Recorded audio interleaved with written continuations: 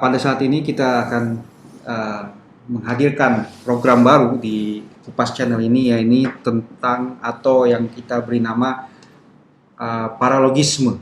Paralogisme ini mengambil dari dua kata, logis dan para.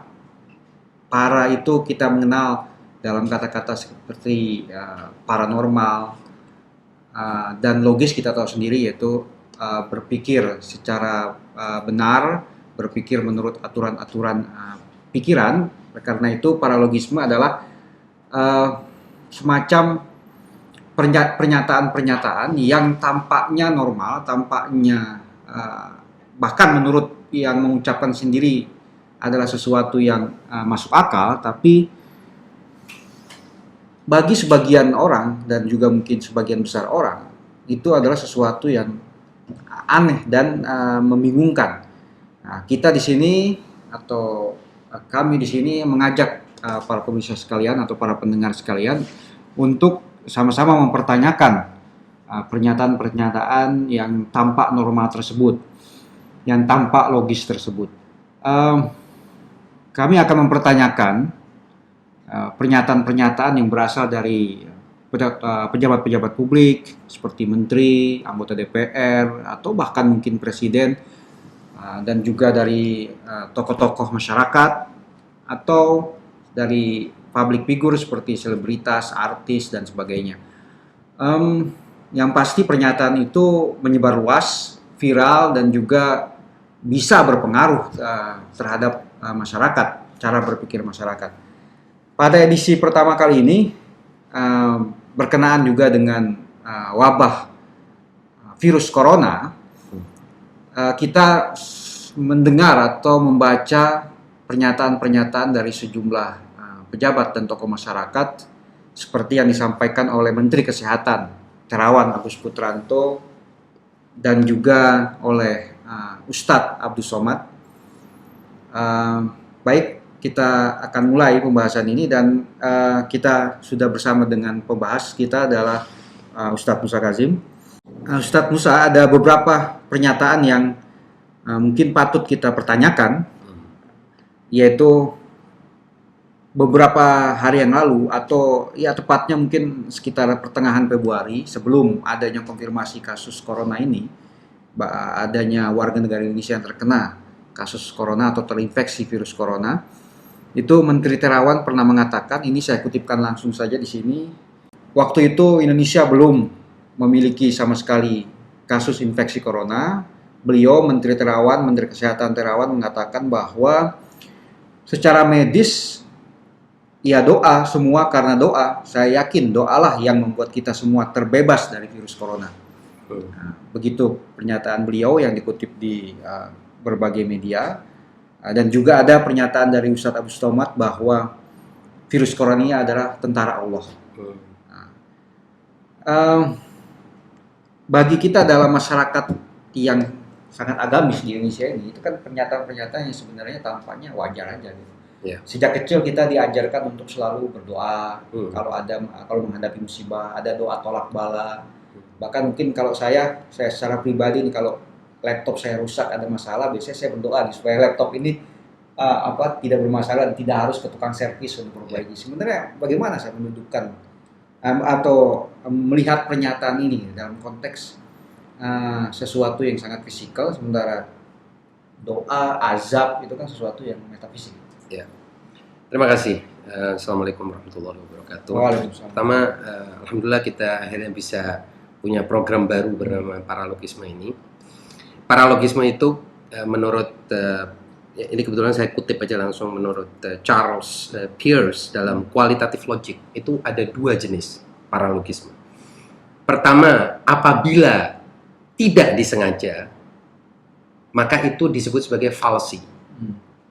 Kalau disengaja dan bertujuan untuk menipu, itu disebut dengan sophism.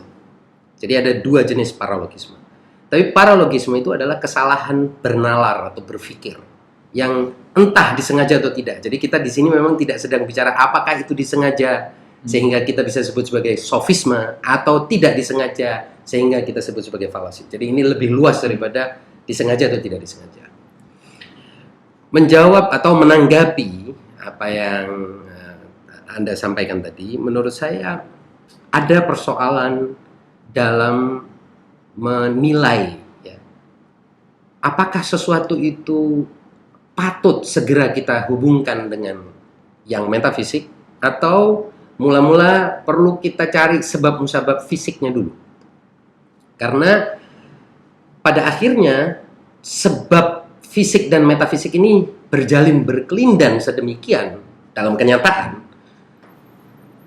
susah bagi awam ataupun bahkan bagi yang ahli sekalipun untuk menentukan ini sebab metafisik murni ataukah sebab fisik juga ada di dalamnya. Bahkan para ahli mengatakan bahwa hampir semua kejadian itu ada dimensi fisik dan metafisiknya. Nah, persoalan adalah apabila kita menilai orang ya atau menjawab pertanyaan orang, kebutuhan orang yang sesungguhnya kita tahu kebutuhan itu membutuhkan kebutuhannya adalah jawaban fisik, jawaban penjelasan kausalitas fisik, tapi kita berikan jawaban yang bersifat metafisik. Nah, ini kan namanya di sini kan ada incompatibility, ada ketidaksesuaian antara penanya yang menanyakan sebab-sebab fisik, lalu kita berikan jawaban metafisik. Kalau tadi ada dua pernyataan, saya mau tambahkan sebuah ilustrasi di sini. Misalnya, ketika ada orang sedang memiliki kebutuhan dana, uang, apakah karena banyak hutang ataukah karena kebutuhan dia untuk makan dan lain sebagainya, mendatangi orang yang dia anggap orang itu lebih mampu, misalnya lebih berharta. Orang miskin mendatangi orang yang lebih berharta untuk tentunya apa? Mendapatkan bantuan material dong. Tiba-tiba yang kaya ini bilang, Anda harus lebih banyak berdoa.